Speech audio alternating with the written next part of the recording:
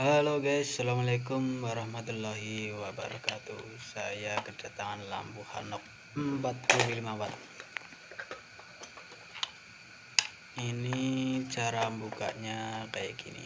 Kalian bisa pakai open mince, terus bisa pakai benda tumpul yang lainnya. Saya udah kebiasaan pakai pisau yang udah terbiasa ya guys.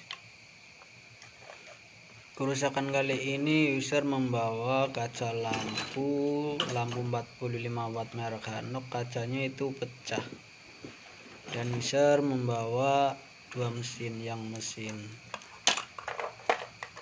45 tentunya. Kita awali dengan baca bismillahirrahmanirrahim. Semoga lampunya bisa nyala kembali ya guys.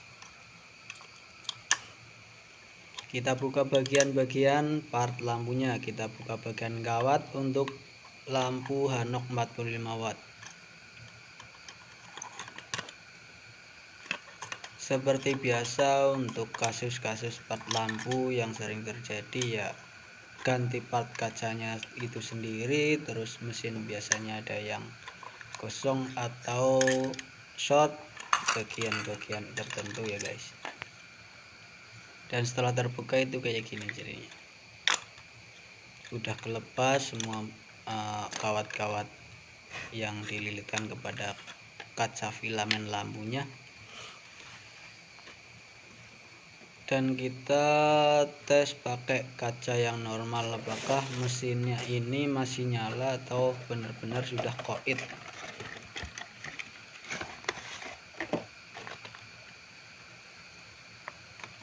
Nah, ini kaca part yang baru guys, atau spare partnya. Ini jenis kaca lampunya sama ya guys. Buat kalian yang ganti spare part kaca lampu yang kualitas baik, nama produknya adalah kaca Triband. Kualitas nomor 2 itu kaca merek MIX.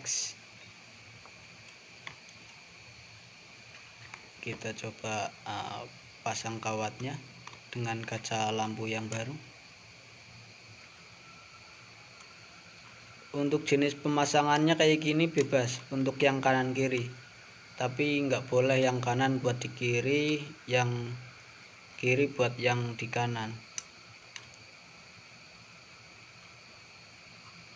Pada dasarnya kaca filamen lampu tersebut udah di skema sedemikian rupa dari bawaan pabrik ya guys.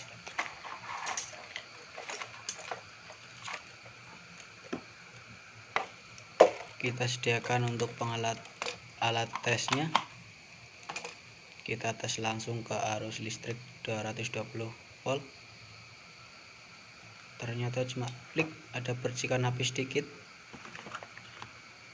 Kita amati sesama bagian PCB dan mesin-mesinnya. Ternyata bagian R ada yang meletus guys. Kemungkinan besar kalau kejadiannya atau kerusakannya resistor yang di PCB itu meletus. Biasanya juga kejadian sering terjadi pada transistor, keduanya harus diganti ya guys.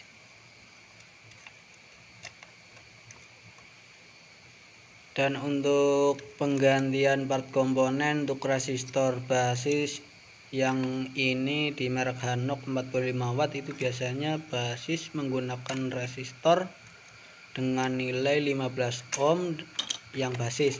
Untuk yang emitor itu biasanya pakai resistor ukuran 1,5 ohm dan bisa juga diganti dengan 1 ohm. Ini usernya membawa lampu mesin lampu 2. Siapa tahu ya, mungkin ya buat dari usernya bisa, kalau rusak bisa diganti pakai yang satunya, mungkin kayak gitu.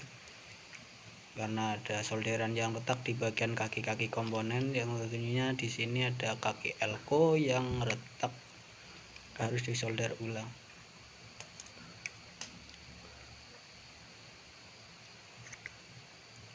Nah, setelah diteliti semua, kabelnya kurang satu guys. tapi nggak apa-apa. Terus kita langsung cek pada kaca yang masih normal, dan ini baru guys. Untuk jenis kaca kayak gini sekarang harganya udah pada naik, kisaran di angka 18.000 sampai 20.000 guys, untuk jenis kaca 45 watt 4U yang jenis tripen. Untuk yang mic 15 sampai 20.000 lah, yang dijual di online banyak guys.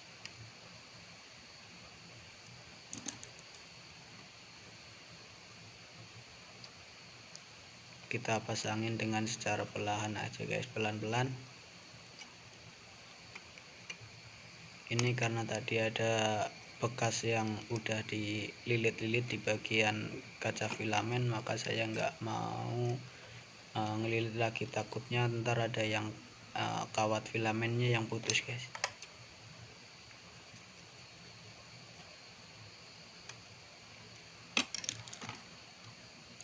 Kabel kawat filamen lepas. Udah kayak ini aja. Terus kita cek langsung arus 220 volt. Cara pengecekannya itu kalau anti konslet bebas ya. Nah, nyala.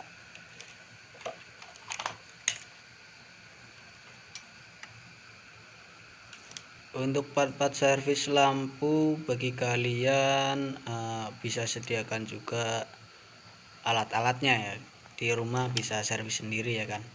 Ada T0 atau T-Max, tang kecil, tang potong, obeng min, dan juga solder, tester, multitester, analog atau digital juga bisa. Nah lah kayak gini, kita lepas ininya, kaca lampunya ya guys.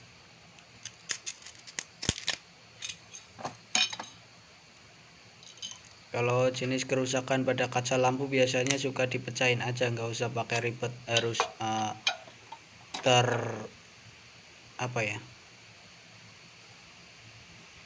ya dipecahin aja nggak apa-apa sebenarnya, cuma karena ini tempatnya nggak di tempat servis, jadi saya perlahan aja. Biasanya langsung dimasukin karung aja atau kardus ya guys. Itu pembuangan di tempat sampah. Biasanya untuk kaca-kaca kayak gini tuh nggak dibuang sembarang tempat ya. Kita bersihin dulu bagian-bagian lem yang buat lem kaca tadi yang bawaan pabrik.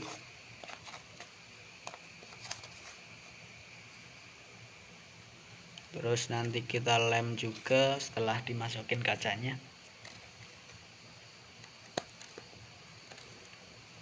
Ini jangan sampai ada sedikit, kalau sedikit sih nggak apa-apa, tapi terlalu tebal bagian lemnya yang dari bawaan pabrik itu biasanya mengganggu pada bagian kaca filamen ya. Terkadang pemasangan untuk pemula sih, kalau yang ya walaupun kadang sudah terbiasa pun kejadiannya bisa pecah ini kacanya ya guys. Sekiranya kalau udah cukup bersih bagian pinggir-pinggir. Nah, cara pasangnya kayak gini, ada titik-titik tertentu guys. Nah, titik tertentu kayak gini nih. Nah, ini nih, kalian bisa pasangnya itu kayak gini. Sebenarnya bebas mau dipasang di mana aja, tapi cuma buat si teknisi biasanya ini kayak gini cara pasangnya guys. Kalian untuk menyumpel ya bagian kaca-kaca tabung filamen tersebut, kalian bisa pakai kapas, tisu, terus putung rokok ya guys. Kali ini saya memakai putung rokok aja karena kapasnya udah habis. Nah, dicuilin ya, dipotong-potong sedemikian rupa ukuran. Untuk cara masukinnya itu pakai obeng minus bisa, yang sangat amat tipis ya. Pakai cutter juga bisa.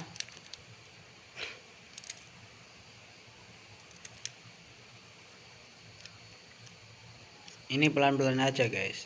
Kalau terburu-buru nanti takutnya kaca filamen atau kaca tabung lampu tersebut takut retak atau pecah guys.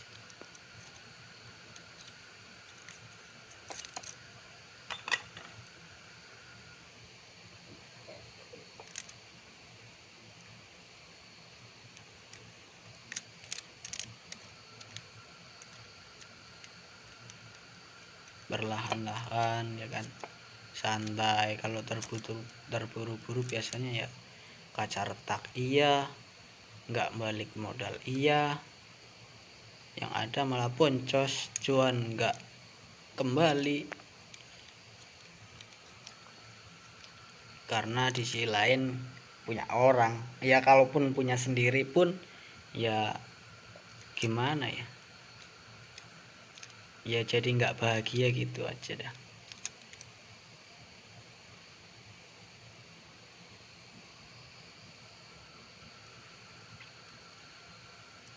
Dan setelah terpasang bagian kapas-kapas atau tisu ya, buat kalian teman-teman semua, tisu, kapas atau putung rokok, terus diratain nih bagian-bagian bawah sama tabungnya, biar penempatan pada bagian cap atau casing lampu yang atasnya sini nanti itu enggak berapa ya,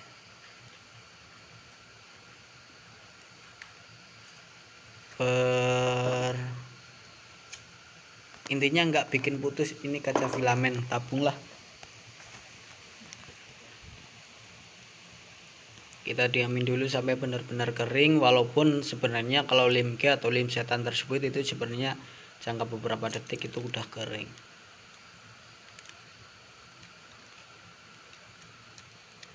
Kita masukin bagian lagi yang belum terisi kapas ya, atau tisu lah buat kalian kalau nggak ada kapas, tisu, putung rokok juga bisa. Ini saya pakai putung rokok ya guys.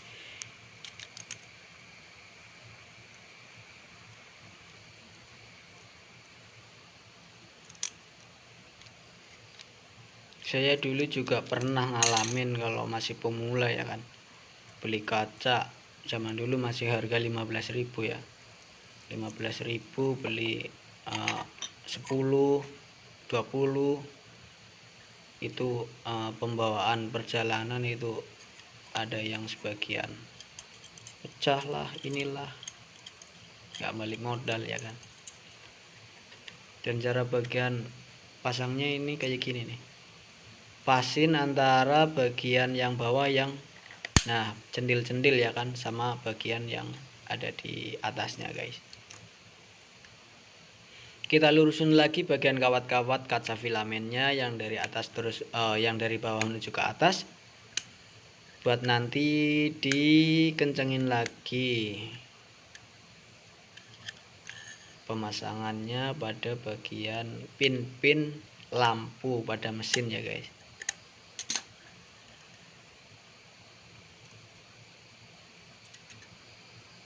Dan cara pemasangannya bagi kalian yang belum tahu itu, bagian ini jangan sampai terbalik ya.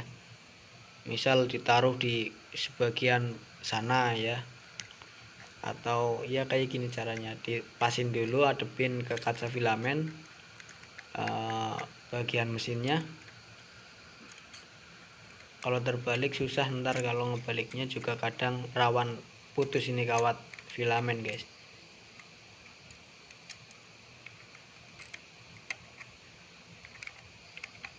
Alat pelintir kayak gini kalian bisa buat dari dop sepeda ya, terus pakai bekas ruji sepeda juga bisa. Saya ini pakai ruji sepeda terus dikasih full point.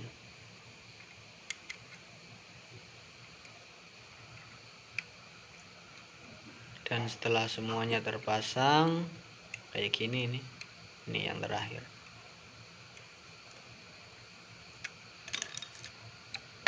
Nah, kita cek lagi untuk nyala atau enggaknya ya.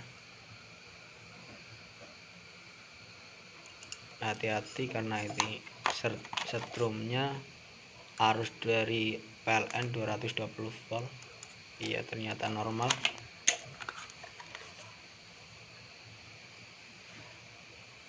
dan kita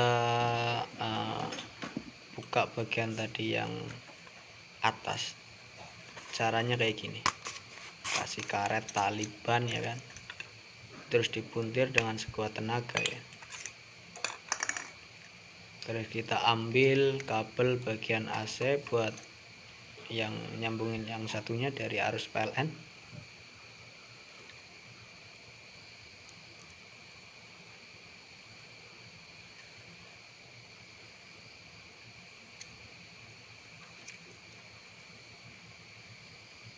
Kita kasih timah atau tinol sebagian yang kurang bagus pada kaki-kaki komponen ya.